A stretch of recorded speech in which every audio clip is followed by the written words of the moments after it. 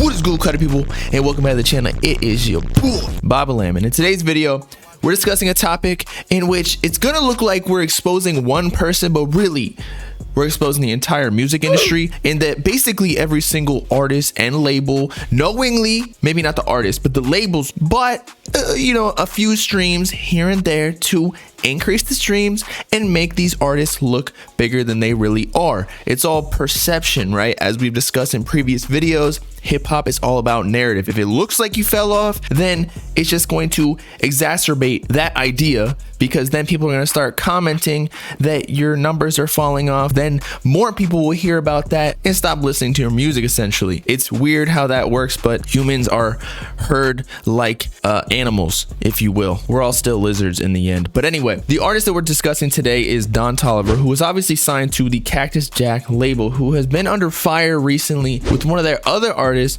Sofago, in that people are saying that he fell off, or I guess just did not live up to his potential, in that his counterpart Yeet is selling 34K first week with his albums, whereas Sofago waited 2 years to drop his debut album with Travis Scott's label Cactus Jack, even though he claims to be fully independent, or his manager does, and he didn't even end up selling like 7K in the US, and didn't even get onto the Hot 200 Billboard charts. So with Don Toliver, you know, maybe the label's like, yo, we got to get our artist numbers up so that Cactus Jack still retaining water, because it looks like the desert is getting pretty dry. Now, I actually think Don Toliver is chilling. I mean, he is one of those artists that can make pretty big hits, and has before, just because of the type of music he makes. Like, it's good, it's TikTokable, right? And it's pop. Like, he's not necessarily rapping, it's melodic, so it hits like the female and male audiences, and radio. But as I was saying, on Twitter and Instagram, I've been seeing pages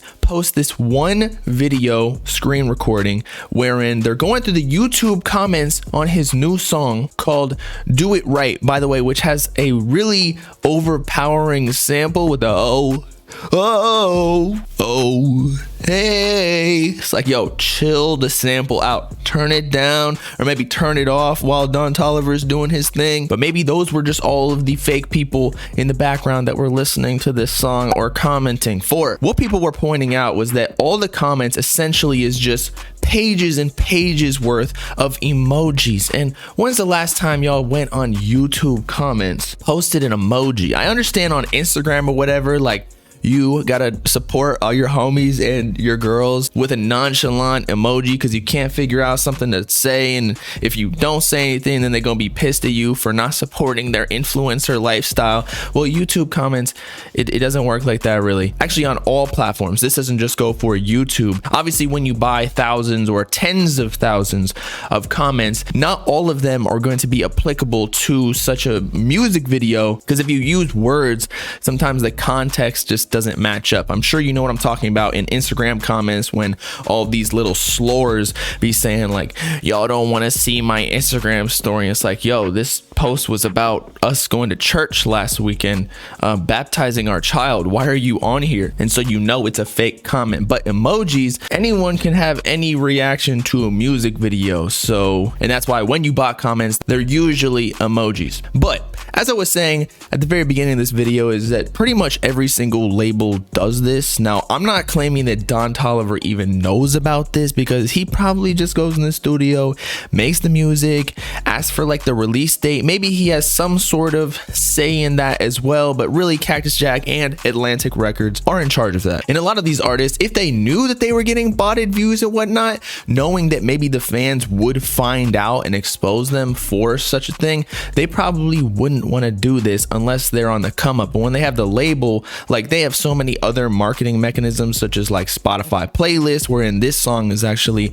on Rap Caviar. They have YouTube ads, they have promotion on Instagram pages and TikTok or whatever that can then feed views into the YouTube video. Like, the artist probably doesn't know that any of this is going on, nor would they want it to. And that's why it's also hard to tell if somebody's botting views or likes on their music video or their official audio videos on YouTube because it is an ad-supported platform wherein you can, and this happened with 6ix9ine, I believe, with like tens of millions of views or something, and then in like a day wherein he claimed that he broke the record, and I think he still did end up doing that, but a lot of them didn't count because they were pre-roll ads wherein he put the music video and he paid for it to be placed before other people's YouTube videos that they were watching for like Minecraft or Mr. Beast, you know what I'm saying? And so yes, they technically watched it for maybe 0 to 30 seconds, but they did not really watch it, but the views still counted on that video. So sometimes when the views and like ratio and comment ratio is off,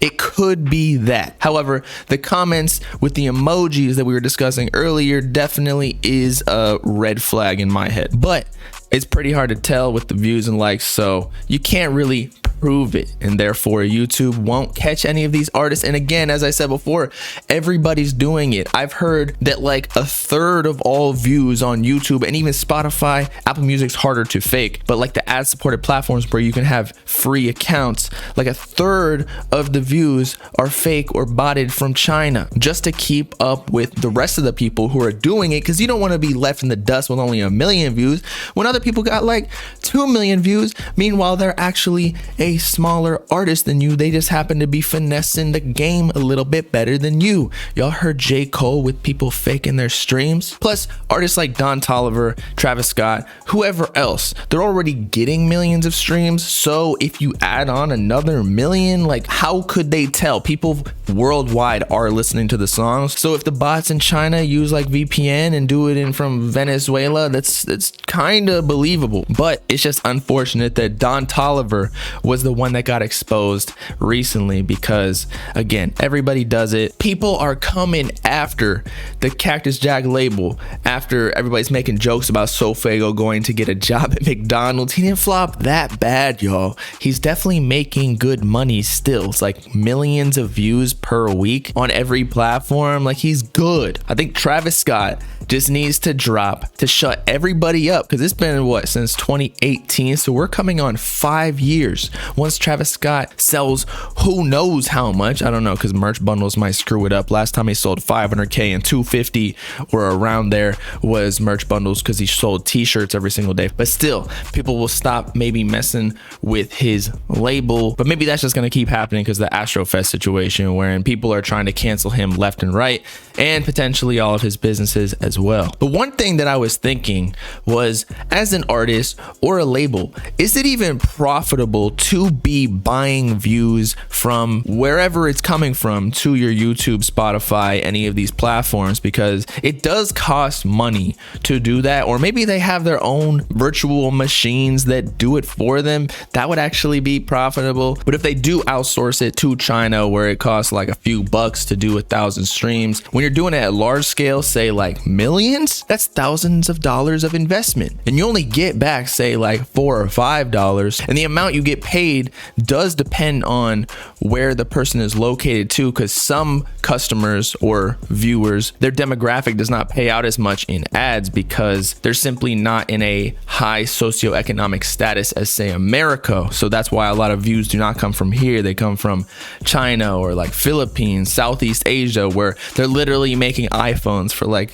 60 cents. But wait, something super suspicious after this whole story blew up on Twitter is that the account that originally posted the screen recording of all of the fake emoji comments, and hopefully this doesn't happen to me, got suspended. I wonder who got this account / post taken down. So y'all, if this video or my Instagram post on my page, and I wasn't even making a big deal of it, because again, this shit is just regular, y'all know what happened, okay? Crazy world we live in. But y'all let me know in the comments what you think about this. Y'all think it's unfair that they're coming after Don Toliver solely, even though everybody does this? Do you think that people are just trying to throw shade on the Cactus Jack label in general just because it's cool to hate on them right now? It's been your boy Bobbalam signing off, investing in my own Chinese warehouse to bot hella views on these YouTube videos because your boy trying to get in on this cash. Of course, make sure to like and subscribe to the Bob Gang if you with it. Oh, and happy Thanksgiving. Peace out, clap. You know what I'm saying?